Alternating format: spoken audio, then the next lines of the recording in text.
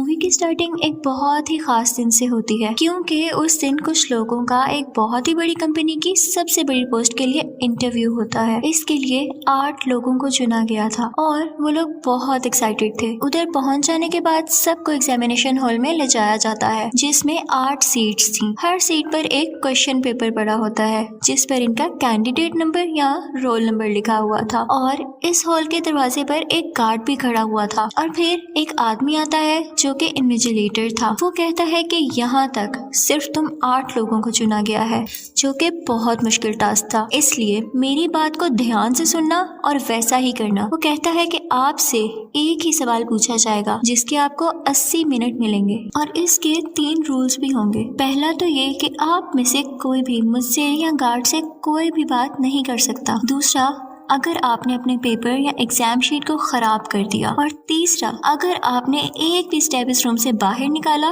तो आपको सिलेक्ट नहीं किया जाएगा। फिर वो सबसे पूछता है सो एनी क्वेश्चंस और सब खामोश रहते हैं। ये कहने के बाद वो वहाँ से चला जाता है। जब सबकी नजर अपने अपने क्वेश्चन पेपर पर पड़ती है तो वो तो खाली होता है, उस पर कुछ भी नहीं लिखा होता। अब उनको कुछ समझ नहीं आ रही थी कि इसी दौरान एक लड़की उस पर लिखती है कि मुझे यकीन है कि मैं इस जॉब को डिजर्व करती हूँ। लेकिन गार्ड उसके पास आता है और उसे बाहर निकाल देता है क्योंकि उसने अपना पेपर खराब जो कर दिया था। वो सब काफी परेशान हो जाते हैं कि तभी उनमें से एक लड़का कहता है कि अगर हम गार्ड या इन्विजिलेटर से बात नहीं कर सकते तो हम एक दूसरे से तो बात कर सकते हैं ना।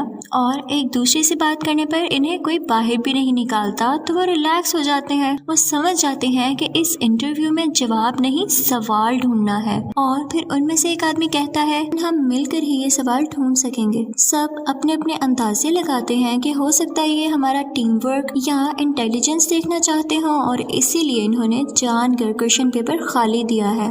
उनमें से एक आदमी अपना नाम बताने वाला होता है कि दूसरा उससे कहता है कि हमारे क्वेश्चन पेपर पर हमारा नाम नहीं बल्कि कैंडिडेट नंबर है, तो हो सकता है नाम ना लेना भी इस एग्जाम का एक हिस्सा हो। फिर वो सब एक दूसरे के निकनेम रखते हैं। उन 8 लोगों में से एक हबशी होता है जिसको वो ब्लैक का निकनेम दे देते हैं और एक गोरे लड़के को व्हाइट का और एक लड़की के बाल ब्लॉन्ड होते हैं इसलिए उसे ब्लॉन्ड का नाम दे देते हैं। वहाँ पर 2 लड़कियाँ और 2 लड़के और भी मौजूद होते हैं जिनमें से एक लड़का तो बहुत चुपचाप बैठा होता है। ऐसे लग रहा था जैसे वो इन सब में इंटरेस्टेड ही नहीं है। उसके बाद वो सब कहते हैं कि इन्विजिलेटर ने हमें अपनी सीट से खड़े होने से भी नहीं मना किया और वो खड़े हो जाते हैं और तब भी गार्ड उन्हें कुछ नहीं कहता। वहाँ पर खड़ी एक लड़की कहती है कि हो सकता है इस क्वेश्चन पेपर पर लिखा गया क्वेश्चन इनविजिबल हो। तो लड़का फौरन से लाइट के आगे करता है वो पेपर, लेकिन उसे फिर भी कुछ नजर नहीं आता। तो तभी वहाँ पे ब्लॉन्ड बालों वाली लड़की कहती है कि हो सकता है पेंसिल शेडिंग से हमें वो हिडन क्वेश्चन नजर आ जाए, यानी अगर सवाल छुपा हुआ होगा तो पेंसिल का शेड करने से वो नजर आ सकेगा।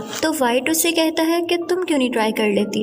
वो भी ट्राई करने ही वाली होती है कि ब्लैक उसे आवाज देता है कि रुक जाओ, तुम्हें क्या याद नहीं कि उसने कहा था अगर तुमने अपना पेपर खराब कर लिया तो तुम्हें निकाल दिया जाएगा। वहाँ पर एक और लड़की कहती है कि क्या पता एक दूसरे के क्वेश्चंस एक दूसरे की शीट्स पर हो और हमें उनका जवाब देना हो। लेकिन तभी ब्लैक कहता है कि ये भी हो सकता है कि हम सबको एक ही क्वेश्चन का आंसर देना हो और वो हम में से किसी एक के क्वेश्चन पेपर पर हो। ये सुनते ही व्हाइट उठता है और सबके क्वेश्चन पेपर्स लेकर लाइट में चेक करने लगता है। लेकिन वो लड़का जो अभी भी चुपचाप बैठा था उसने अभी तक अपना क्वेश्चन पेपर चेक नहीं करवाया था। तो व्हाइट उसके पास भी जाता है और उसका क्वेश्चन पेपर भी चेक करता है, लेकिन उसके क्वेश्चन पेपर भी कुछ नहीं था। वो सब कहते हैं कि कोई तो ऐसा तरीका होगा जिससे हम ये क्वेश्चन ढूंढ सकें। कि तभी ब्लैक कहता है कि हो सकता है ये इस चीज से लिखा गया हो जो आम लाइट में नजर ना आता हो। कि तभी ब्लॉन्ड देखती है कि दीवारों में एक जगह से ब्लू कलर की लाइट नजर आ रही होती है। वो ये सोचते हैं कि हम इस लाइट में इस पेपर को रीड करने की कोशिश करेंगे, लेकिन उनको उस लाइट के ऑन करने का और बाकी लाइट्स को ऑफ करने का बटन ही नहीं मिलता।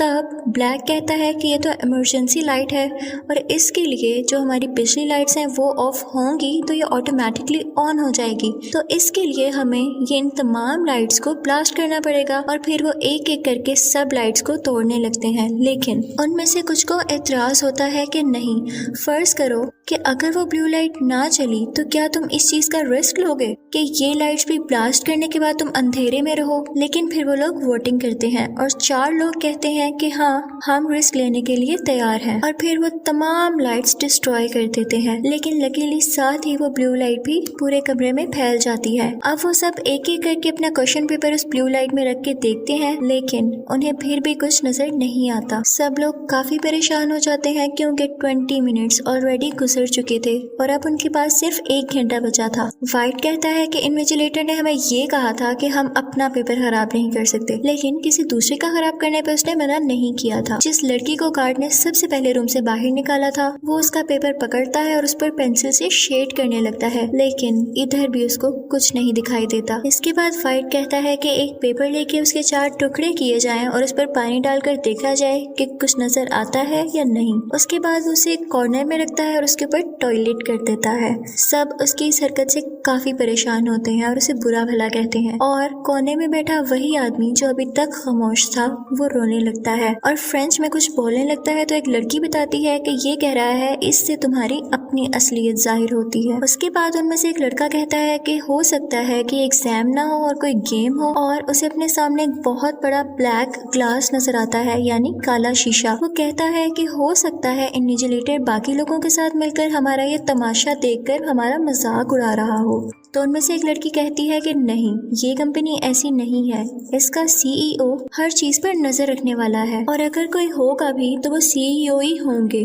तो तुम परेशान मत हो क्योंकि वो ऐसा मजाक उड़ाने वाला काम हरगिज नहीं करेंगे। यहाँ हमें एक बहुत अजीब बात का पता चलता है कि ये सब लोग इस कंपनी में जॉब के लिए इंटरव्यू तो देने आए थे, लेकिन किसी को इस कंपनी का नाम ही नहीं पता था। दरअसल ये वो कंपनी थी जो किसी बीमारी के लिए मेडिसिन बना रही थी, ऐसी बीमारी के लिए जिसमें इंसान को हर घंटे बाद मेडिसिन लेनी पड़ती है जिससे उसकी बीमारी स्लो हो जाती है। लेकिन वो लड़का कहता है कि उस कंपनी को काफी नुकसान हुआ था जिसके बाद उसने हायरिंग बंद कर दी थी। लेकिन वो लड़की कहती है कि नहीं, ये सिर्फ दुनिया को दिखाने के लिए है, हो सकता है कि उन लोगों ने इस बीमारी की मेडिसिन ढूंढ ली हो। तो वो लड़का कहता है कि हाँ, अगर ऐसा है तो वो बहुत तरक्की कर रहे होंगे और हो सकता है कि वही हमें हायर कर रहे हो। फिर उन सबको एक फायर अलार्म नजर आता है, तो वो सोचते हैं कि शायद इसमें वो केमिकल हो जो पिक्चर्स को डेवलप करने के लिए यूज होता है, और इस क्वेश्चन पेपर पर भी कोई ऐसी चीज बनी हो जो कि उस केमिकल के गिरने के बाद हमें शो हो जाए। तो एक लड़की जल्दी से जाती है और गार्ड की पॉकेट से लाइटर निकाल लेती है ताकि जब वो आग जलाकर उसके पास करे तो वो पानी या केमिकल छोड़ दे। वो जब लाइटर लेके ऊपर चढ़ती है तो लाइटर की आग उस तक नहीं पहुंच सकती। तो वाइट उसे नीचे से पेपर रोल करके पकड़ाता है कि तुम इसको आग लगाकर उसके पास पहुंचा दो। लेकिन फायर अलार्म रिंग हो जाने के बाद जब वो देखती है तो वो उसी का एग्जाम पेपर होता है, जिसकी वजह से उसका पेपर खराब हो गया था और गार्ड उसे बाहर निकाल देता है। अब इस रूम में सिर्फ 6 लोग बचे थे।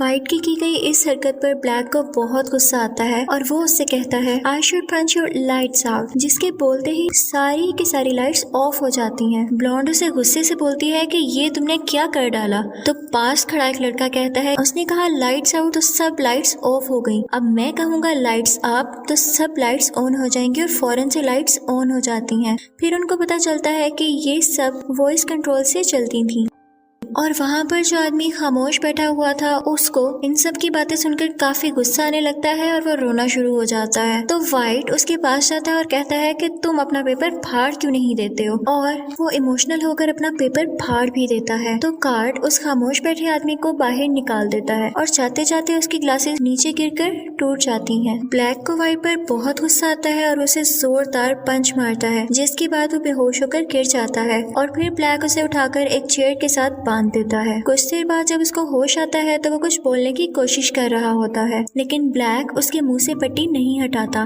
तो इसी दौरान एक लड़की उसके मुंह से पट्टी उतार देती है, तो वो कहता है कि मुझे मेरी मेडिसिन दे दो प्लीज। तब हमें यहाँ पर पता चलता है कि वाइट को भी वही बीमारी थी जिसकी मेडिसिन ये कंपनी बना रही थी, और उसे हर घंटे बाद ये मेडिसिन लेनी पड़ती थी। वो कहता है कि मुझे उस क्वेश्चन का पता चल चुका है, मुझे मेडिसिन खिला दो तो मैं तुम लोगों को भी बता दूंगा। लेकिन जब उसकी पॉकेट्स चेक की जाती हैं तो कुछ भी नहीं नहीं मिलता और इसी दौरान वो दोबारा से बेहोश हो जाता है। उसी वक्त वहाँ पर एक लड़के को उस लड़की पर शक होने लगता है जिसने वाइट की पट्टी खोली थी कि ये इसी कंपनी में काम करती है। वो उससे कहता है कि मैं जान चुका हूँ, तुम हम पर नजर रखने के लिए यहाँ पर हो और हमारी अटेंशन डाइवर्ट करने के लिए, ताकि हमारा ध्यान कहीं और लगा सको। मुझे बताओ कि क्वेश्चन क्या है। वो कहती है कि नहीं, मैं यहाँ सिर्फ HR हूँ और मैंने आज तक इस कंपनी के CEO को नहीं देखा और यकीन करो मैं ये भी नहीं जानती कि क्वेश्चन क्या है। इसी के साथ हम देखते हैं कि वाइट की बॉडी कांपने लगती है तो ब्लॉन्ड सबसे कहती है कि ये एक्टिंग कर रहा है। तो ब्लैक उससे कहता है कि नहीं, ये एक्टिंग नहीं कर रहा, इसको वही बीमारी है जो कि मेरी बीवी को भी थी। तो ब्लॉन्ड कहती है इसका मतलब वाकई इसके पास वो मेडिसिन थी और अब इसके पास नहीं है, तो इसका यही मतलब हो सकता है कि वो हम में से किसी के पास है और हमें एक दूसरे को चेक करना चाहिए। यहाँ पर इन लोगों के पास सिर्फ 15 मिनट रह गए थे।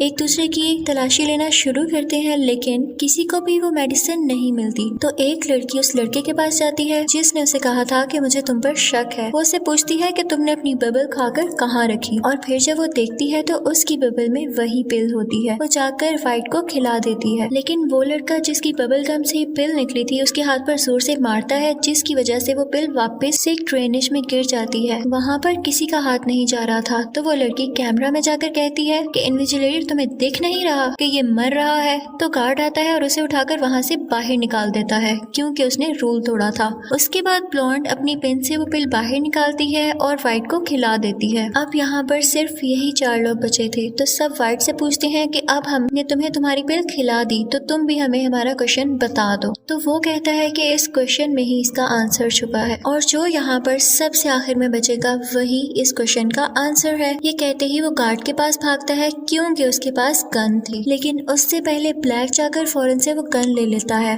और वाइट पर गन पॉइंट कर देता है। वाइट उससे कहता है कि अच्छा तुम मुझ पे गन चलाना चाहते हो तो चलो चलाओ। ब्लैक जैसे ही उस पर शूट करता है तो गन नहीं चलती।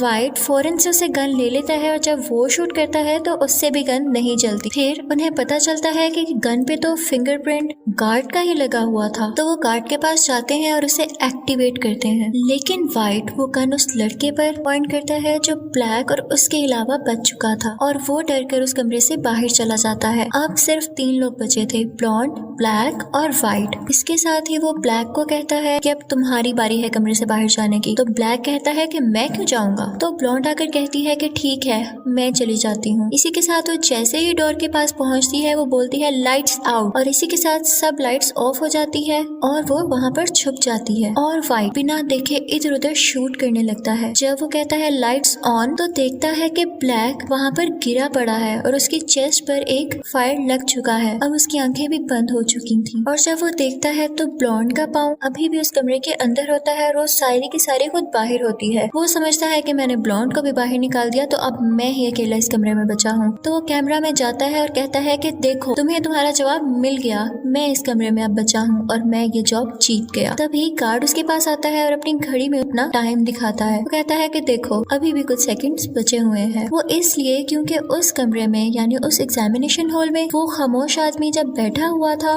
तो उस दौरान उसने घड़ी का टाइम जाकर कुछ सेकंड्स आगे कर दिया था और वाइट को लगा कि शायद टाइम खत्म हो चुका है और उसने गार्ड से बात कर ली, जिसके बाद गार्ड उसे निकाल देता है और वहाँ पर सिर्फ ब्लॉन्ड बचती है। उस चुपचाप बैठे हुए आदमी को जब बाहर निकाला गया था तो जो ग्लासेस उसके नीचे गिर गए थे, ब्लॉन्ड जाती है और उन ग्लासेस को उठाकर अपना क्वेश्चन पेपर देखने लगती है। तो उसे क्वेश्चन नंबर 1 लिखा हुआ नजर आता है लेकिन उसके साथ और कुछ नहीं लिखा होता। इसी के साथ जब एग्जैक्ट टाइम पूरा हो जाता है तो इन्विजिलेटर और वो आदमी वहाँ पर आते हैं जो खामोश बैठा हुआ था। ब्लॉन्ड को समझ आ जाता है कि यही इस कंपनी का CEO था और हमारे साथ यहाँ बैठकर हमें चेक कर रहा था। ब्लॉन्ड उनके पास जाती है और उनसे कहती है कि नो। तो सब बहुत खुश होते हैं कि इसने ठीक जवाब दिया। असल में क्वेश्चन वो था जब स्टार्टिंग में इन्विजिलेटर ने इनसे पूछा था कि do you have any questions, तो इस पर ब्लॉन्ड ने नो कहा था। लेकिन उसके बाद वो उनसे कहती है कि सॉरी मैं आपकी इस जॉब को एक्सेप्ट नहीं कर सकती। रीजन रीजन पूछने पर वो बताती है कि मैं ऐसी कंपनी में काम नहीं करना चाहती जो दूसरों की जान लेती है। तो इन्विजिलेटर ब्लैक के पास आता है और ब्लॉन्ड से कहता है कि देखो ये अभी तक जिंदा है। दरअसल ये गोली